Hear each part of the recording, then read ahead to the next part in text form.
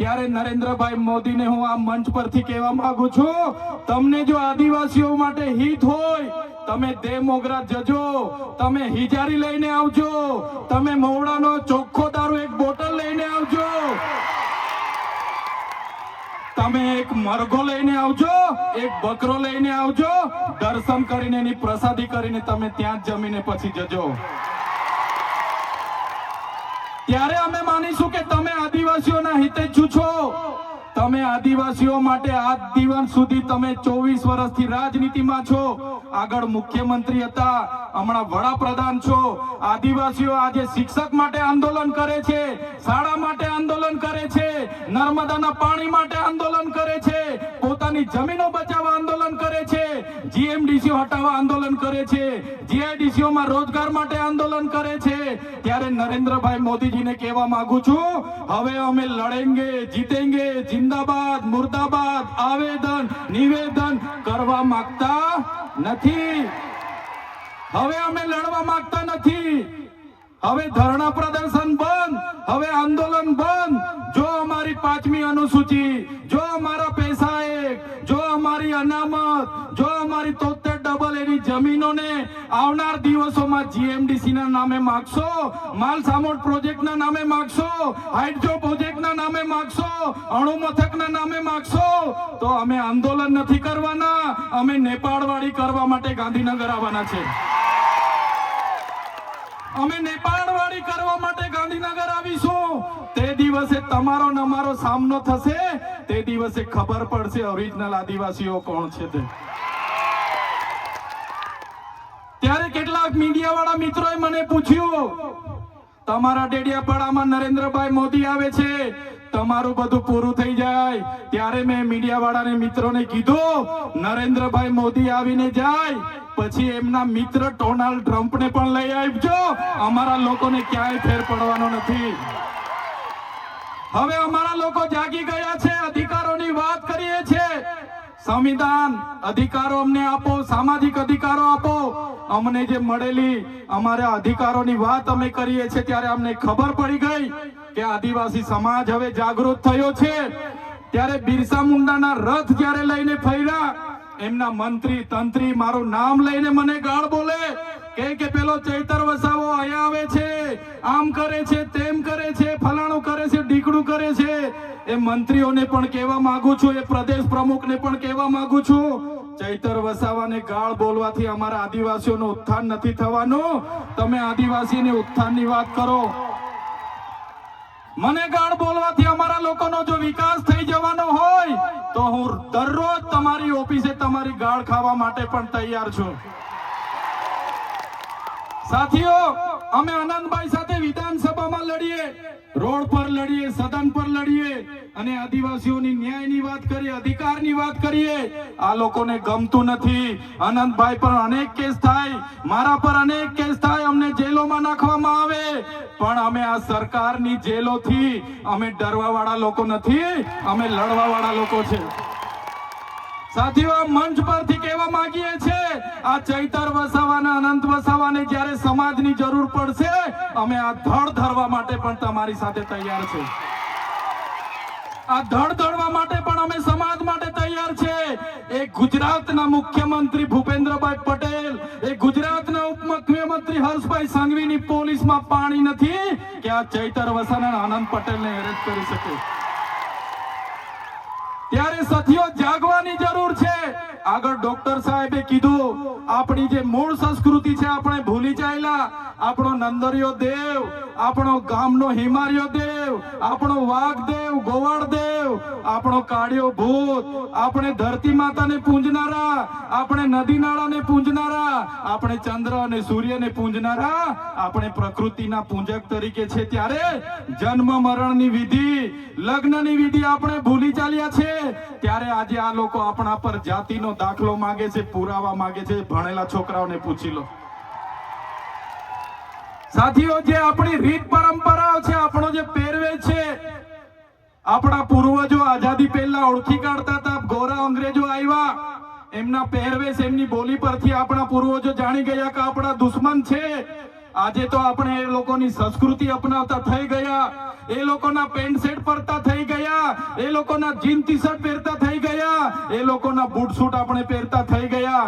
આપણી બહેનો પણ આજે પંજાબી પહેરતી થઈ ગઈ, ડ્રેસ પહેરતા થઈ ગયા, ચણિયા ચોરી પહેરતી થઈ ગઈ, જીન્સ ટી શર્ટ પહેરતા થઈ ગયા. ત્યારે આવનારા દિવસોમાં આપણો દુશ્મન કોણ છે તે આપણને ખબર પડવાની નથી. ત્યારે આપણે મૌલિક નૈતિક મૂલ્યો આપણે જાળવવા પડશે. આપણી બોલી ભાષા આપણે સાચવવી પડશે. આપણો પહેરવેશ, આપણી સંસ્કૃતિ, આપણા વારસામાં મળેલી આપણી પરંપરાઓ, રીત રિવાજો આપણે સાચવવા પડશે. સાથીઓ, આપણા વિસ્તારમાં વૈશ્વિકરણના નામે જમીનો છીનવાય છે. ઔદ્યોગિકરણના નામે જીઆઈડીસી આવી, એમાં જમીનો છીનવાઈ ગઈ. અને તમે જોઈ લો, આજે ધર્માંતરણના નામે આદિવાસીઓને ભોળવામાં આવે છે. આજે શિક્ષણના નામે ધર્મના પ્રચારો થાય છે. ત્યારે મારા આદિવાસી સાથીઓને કહેવા માંગુ છું, જે દિવસે આપણે આજે આદિવાસી તરીકે મટી જઈશું તે દિવસે આપણું અનામત પણ આપણને મળવાનું નથી. તે દિવસે આપણી જમીનો પણ બચાવી નથી શકવાના. સંવિધાને આપેલી જળ, જંગલ, જમીન પરના અધિકારો પણ નથી બચાવી શકવાના. ત્યારે આ લોકોને આપણે કહેવાનું છે કે આપણે હવે ઓરિજિનલ આદિવાસીની રીત રિવાજમાં, પહેરવેશમાં, આવા કાર્યક્રમમાં આપણા ઓજારો સાથે, વાજિત્રો સાથે ઉપસ્થિત થયેલા છે. ત્યારે મારા તમામ વડીલો, તમામ યુવાનો, માતા બહેનોને વિનંતી છે કે આ કાર્યક્રમ એ સમાજનો કાર્યક્રમ છે. અને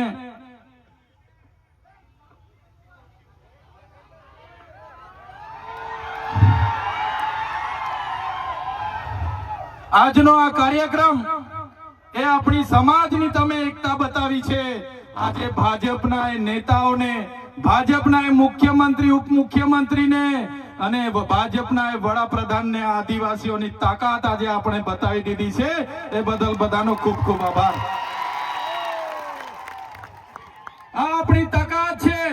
અને જ્યારે પણ કોઈ જીએમડીસી ની વાત આ વિસ્તારમાં લઈને આવશે, જ્યારે પણ આ વિસ્તારમાં હાઇડ્રો પ્રોજેક્ટના નામે ગામડાઓ વિસ્થાપિત કરવાની વાત કરશે, કોરિડોરના નામે ગામડાઓને વિસ્થાપિત કરવાની વાત આવશે, માલસામોડ પ્રોજેક્ટના નામે ગામડાઓ વિસ્થાપિત કરવાની વાત આવશે, કે કેવડિયાની મારી બહેનોને હેરાન કરવાની વાત આવશે, તે દિવસે પણ આવો ઘોડાપુર આપણે પહોંચવાનું છે.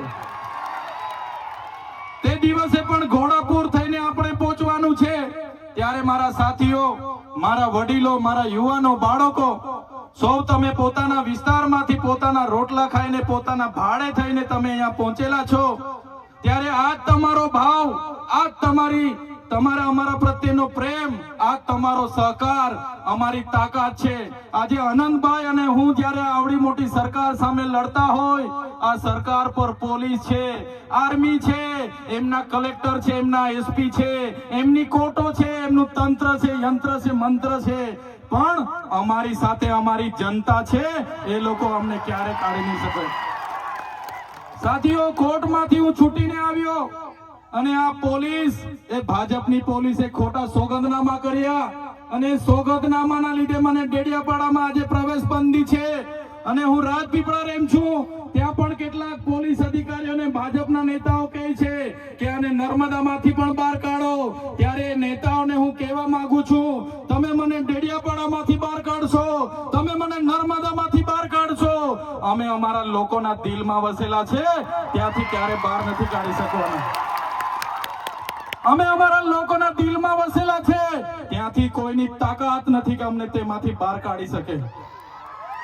ત્યારે સાથીઓ, હમણાં આપણો બધાનો વિરોધ જોઈને, આપણી બધાની કામગીરી જોઈને આ લોકોએ હમણાં મંત્રીમંડળ બદલ્યું, બધા મંત્રીઓને બદલી કાઢ્યા. આપણા વિસ્તારમાં પણ 4 રબર સ્ટેમ્પ મંત્રીઓને રાખી દીધા છે.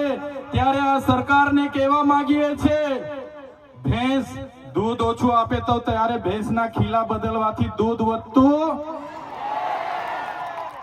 ભેંસ દૂધ ઓછું આપે એના ખીલા બદલવાથી ભેંસનું દૂધ વધતું. આવનારા દિવસોમાં સરકારને કહીએ છે, મંત્રીઓ બદલવાથી અમારો કોઈ વિકાસ થવાનો નથી. 2027માં અમે સરકાર બદલી દેવાના છે. બદલી દેશું ને આપણે? તૈયાર છો બધા?